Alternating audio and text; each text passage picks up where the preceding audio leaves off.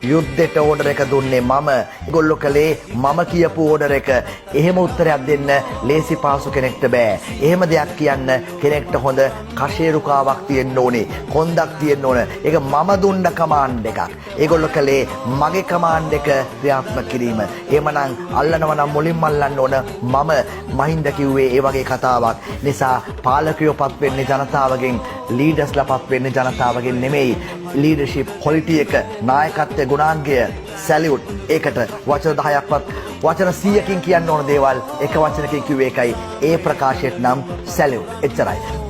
මේ ප්‍රශ්නේ විසඳන්න බෑ. මේ ගමේ ගොඩේ සරමක් උස්සගෙන කේපට ගහගෙන බෝක්කුවක් ගානේ කතා කර බුලත් පිටක් කකා ජාත්‍යන්තරයත් එක්ක ප්‍රශ්නේ විසඳන්න බෑ. වේලව් අල්ලනවා වගේ දෙස් එකක් බංකුවක් හොයාගෙන එහෙම නැත්නම් ආකාශ වස්තුන් නොපෙනෙන පියාඹන පීරිසියන තැන් බල මේ ප්‍රශ්නේ විසඳන්න බෑ. මේකට ඕනේ ඩිප්ලොමසි. එහෙම නැත්නම් රාජතාන්ත්‍රික භාවය.